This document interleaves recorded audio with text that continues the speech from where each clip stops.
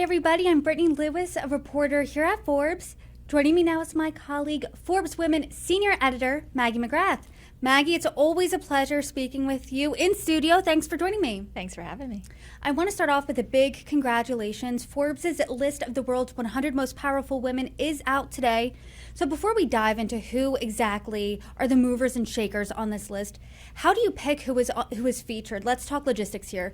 How do you select these women? Well, unlike other Forbes lists, there is no online submission call for nominations. We effectively look across the world and look at who is leading the world's biggest GDPs, who is leading the world's biggest companies. We look at revenue, we look at GDP, we look at country population, we look at employee counts for companies, both public and private. We look at stock market price. It's Forbes. We love our numbers. We look at net worth for philanthropists, right? Who are the billionaires who are deploying their wealth for good? We look at entertainers who are commanding the biggest audiences vis-a-vis concert sales, vis-a-vis social media audiences. All of these metrics go into a formula that effectively produces the ranking that you see today. And to your point, we're Forbes, we love numbers. So give us the numbers here. How many people are these women influencing? We're also Forbes, we love money. How much economic power do these women yield? Across all 100, if you add up all the populations of countries, all the employee counts of companies, we get a purview of, it sounds insane, but about 1 billion people. And even within the top 5, I was looking and added up how many people live in the countries that are shaped by the leaders on the top 5 of the list, which I'm sure we'll get into. That is 765 million people, just under the power of our top 5 on the list. Collectively, across all 100 on the list, there is about $37 trillion worth of economic power. Within the top 5, $27 trillion of economic power. Before we dive into the top 5 women on this list, you wrote today that the Forbes Power Women prevailed in the face of a rough 2025. So run us through a highlight reel of this year. It was turbulent, but why was it particularly challenging for women in general? Where do I begin? Let's start with the United States. Here we've seen job losses for women that are, at this point in December, approaching close to 500,000 in number. That is a number unlike most points in American history, with the exception of the pandemic, when so many working parents were pushed out of the workforce because daycares were closed. They had to stay home to take care of their kids. And of all the economic turmoil during the pandemic produced layoffs. We've seen layoffs this year. They have disproportionately affected women. Meanwhile, you look across the world, you look at the world leaders, we are down to about 29 heads of state that are women, heads of state or government. That's down from in the 30s just 2 years ago. We have public polling of citizens in G7 countries asking, how confident are you in female leadership? How well can women lead?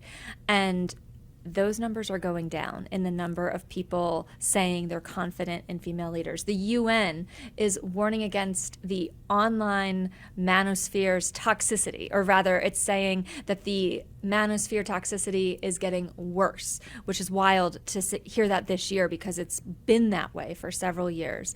Metric upon metric upon metric that we looked at spell out, I think, some of the difficulty that a lot of us have felt on a day-to-day basis. And yet, I will say that if you look at the power list, you see a lot of accomplishments. You see women who, I guess in response to President Trump's quiet piggy moment, are not quieting down. And where specifically are you seeing that? Because you said that despite all of these setbacks we're seeing, women aren't staying quiet. Who specifically is not staying quiet? Let's talk about that top 5. Well, Sanae Takaichi is Japan's first ever female prime minister. She was elected in October. She, as prime minister, oversees a country with $4 trillion worth of GDP. She's endeared herself to her citizens by, she said, work, work, work, work, work, I guess quoting Rihanna, but and a potentially controversial comment in a country known for overwork, but I think people are happy to see that she is going to work for them. So she is someone who is breaking the mold in one way or another. Elsewhere in the top 10 and even in the top 15, we have billionaires like Mackenzie Scott and Melinda French Gates who are deploying hundreds of millions of dollars. Mackenzie Scott has given about $900 million towards education this year. $700 million of that has gone to HBCUs. Melinda French Gates has given nearly $250 million to nonprofits, tremendously important in a year when a lot of aid for nonprofits has been cut. And $100 million of the money that she has given has been specifically for women's health. So these are some bright spots that I'm seeing as I look at, the top 10, top 15. Elsewhere in the top 10, we have Julie Sweet, the CEO of Accenture, at number 6. She is transforming this giant consulting firm, introducing a new business unit, the Reinvention Unit, to help their clients integrate AI into their businesses. So you also see how the changing technologies are affecting these leaders, and in turn, how these leaders are shaping these changing technologies. The quote that you said, that work quote, it reminded me of something that Kim Kardashian said a few years ago, something to the effect of, it seems like nobody wants to work today. And she's built this billion-dollar empire for herself. She's also a newcomer on this list. Talk to us about her and why she's on this list, as well as any other newcomers. She is one of about 17 newcomers this year, the most we've had in the past few years. And we saw this year Kim and Skims, the company she co-founded, raise an additional $225 million. That values her company at $5 billion, according to our colleagues on the wealth team, and her personal stake is worth about $1.9 billion. Those financial metrics are impressive and powerful on their own, but then look at her social media following. This has consistently been strong, but she is north of 350 million followers on Instagram alone. That is more than the population of most countries, it's worth noting. So she has tremendous commercial appeal, commercial power, popular power. She shapes the culture. Other folks in our newcomers alongside her, also in the realm of retail and commerce, I'd point to Claudine Adamo. She's the chief operating officer of merchandising at Costco. So she basically shapes the purchasing decisions of Costco's 140 million cardholders. We also have, as newcomers, a few women in the AI space. I referenced how Accenture CEO Julie Sweet is incorporating AI into their business, but we have Sarah Fryer, the CFO of OpenAI. She became the CFO last year, and this year she has been responsible for financing this company that has brought us ChatGPT and struck a number of deals with NVIDIA and AMD, which brings up Lisa Su. By the way, the CEO of AMD is number 10 on this year's list. This year, AMD with Lisa Su at the helm and OpenAI with Sarah Fryer as CFO struck a deal to build 6 gigawatts of AI chips over the next several years. And that deal could be worth tens of billions of dollars. It could transform the AI ecosystem. And it's worth noting, Sarah Fryer just recently at Oxford said that if there were an Oscar award for best deal, she would want the Oscar for this deal with AMD. That's incredible. And you and I host conversations on Forbes Talks and Forbes Newsroom. And ever since ChatGPT burst onto the scene in 2022, we have had time and time again conversations surrounding AI. And that seemed to be really one of the biggest trends of the list this year, women in the AI space. Talk to us about that. Was that the biggest trend you saw? It was a trend we saw across business, and we wanted to make sure the ranks reflected that trend. So as we were looking at where Amy Hood, the CFO of Microsoft, landed on the list, where Lisa Su landed on the list, whether or not we should include Daniela Amodi, the co-founder and president of Anthropic, which, spoiler alert, yes, she is one of the newcomers. We wanted to make sure this list was reflective of the year that we are in.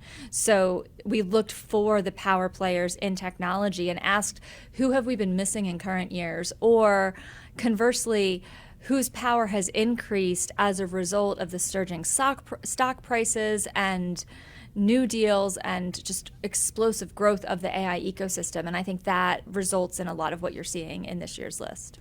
And are there any other trends that bucked perhaps previous trends in 2024, 2023, and beyond? Is there anything new that is uniquely 2025 this year? I've been looking at the top 10 and really reflecting on how 1 through 5 are all political leaders, but not a single one is American. It takes going to 6 through 10 to get to the top Americans, the most powerful American women in the world. And those 5, Julie Sweet, Mary Barra, Abigail Johnson, Jane Fraser, Lisa Sue, they're all heads of massive companies here in the US, and I think it shows the dichotomy of power for American women. We have more power in the corporate space, or we're making progress, but it's stalling politically. And at the beginning of this conversation, I wrote down a phrase that what you were talking about reminded me of, and it was glass ceiling. And I'm sure as a woman in any industry, you can probably attest to this too. Oftentimes it seems like there is this glass ceiling. Women can only go so high. And for one of the pieces that was released by Forbes surrounding this list, it asked the question, where do women hold real power? What do you think the answer to that is as we sit at the end of 2025? I think women hold real power in more sectors than immediately come to mind.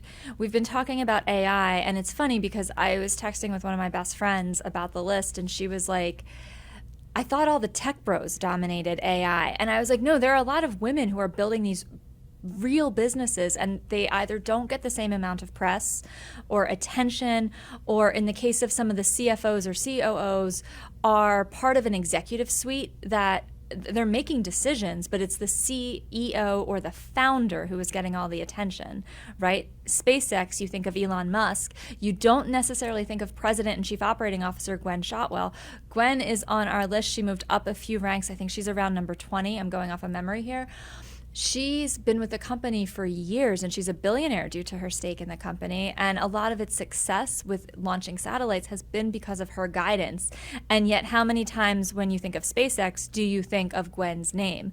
So I would push people to question, when you look at a company, when you look at a sector of the economy and you think it's male dominated, is it actually male dominated, or are you just not aware of the women who are making decisions in that sector? And that's what I hope this list brings to light. Something also that was written about this list is that it reveals where women hold power and where it stops. Do you see that sort of glass ceiling, and where do you see it of women can only achieve so much and then the power stops there? It's a complicated question because I look at companies like JP Morgan. We have 3 female executives from JP Morgan on this list, and have for many years. We have Mary Erdos, runs the wealth management business. We have Marianne Lake, the consumer banking business. We have Jennifer Pipsack, who had been co-CEO with Marianne Lake for a number of years, but their roles diverged in recent years. Nonetheless, each woman holds a tremendous amount of power at that bank. And Marianne Lake's name is consistently in the conversation about who will replace Jamie Dimon. We have Jane Fraser at the head of a major bank. We have Satya Nadella's arguably most important partner in what he's building at Microsoft in Amy Hood. Would it be great to see a female CEO of Microsoft, Apple, Google? Yes, I think it's coming. I think where power may stop, at least in the United States currently, is politically. I think, just look at the last 249 years of our history. There's never been a female president. A lot of people are asking, what will it take to get a woman elected? You don't have that question as much about companies. What will it take to get a female billionaire? We have female billionaires. What will it take to get a female CEO? We have female CEOs, right? So I think the real dichotomy is between politics and private sector. And I think, to your point, we've seen the setbacks women have faced, especially in business, the past year. But it seems like you're saying, hey, when you really look at it, if you think that an industry is male-dominated, maybe that's on you. Maybe you're not looking hard enough, and you're seeing that in AI. Well, the numbers, I guess I should be precise in how I define male-dominated. The actual workforce statistics would support male-dominated, right? We don't have 90% of AI workforces looking like me and you, right? But I guess what I would say is women are not absent from the conversation, and I think that's important. It is precarious, though. We had the McKinsey and Lean In Women at Work report come out a few days ago talking about how fewer companies than ever before are saying that fostering female talent is an important priority. About 54% of the thousands of companies that they surveyed said that fostering female talent is important. A few years ago, it was 90%. And I talked to one source who said that that lays groundwork for problems later on. It may not be a problem right now. You may not see it reflected in this year's power list, but it's effectively, to borrow a metaphor from Hamilton, not planting seeds in a garden and therefore flowers that will not bloom. And so you might not see that on the 2025, 2026 list, but perhaps the 2030 list. And to that point then, does this make you, this year in general, as the senior editor of Forbes Women, are you feeling pessimistic or optimistic?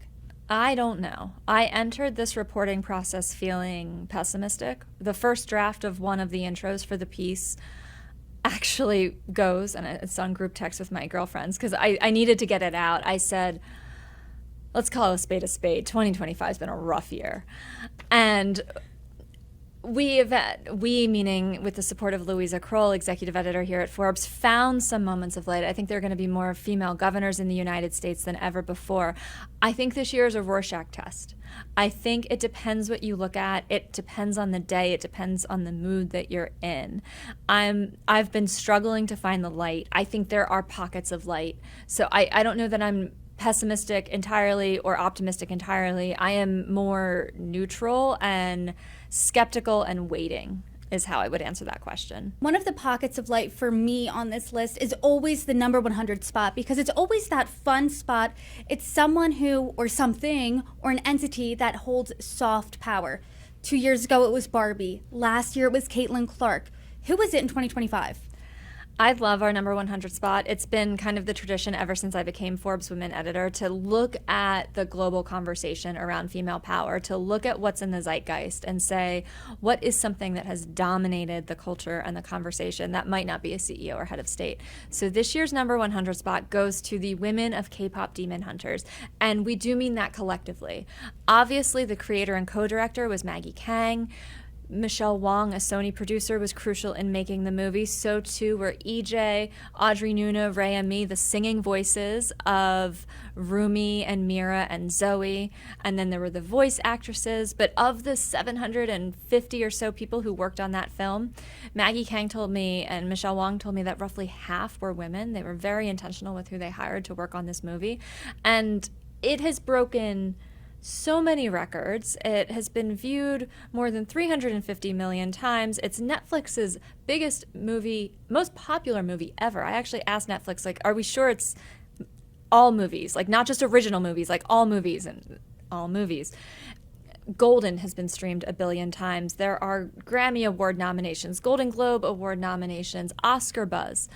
The numbers, there's such cultural dominance. The National Museum of Korea in Seoul is on track to hit 6 million visitors this year. That's on par with the Vatican museums. And I reached out to a museum official, and they conceded that the popularity is partially due to K-pop demon hunters. Like, it's the little movie that could. But it's not just that women created this phenomenon.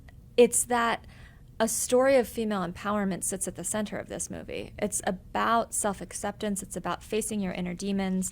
I interviewed EJ and Maggie Kang and Michelle Wong, and EJ said something really poignant about how this year has been a tough year and this movie has been a light for people, and it's been unifying. She said the concept of shame is not just a concept for a specific group. Literally everyone can understand about having your own demons, but also working through those demons, and having a song about hope, a movie about hope, has been so important. I think we're going to leave it there because that was such an inspiring message. But a tradition you and I have, whenever you and I talk about one of your lists, is I ask you, describe it in one word. So if you could you describe the World 100 Most Powerful Women list in one word now? Complex. Complex. We will leave it there. Maggie McGrath, thank you so much for joining me. Thanks, Brittany.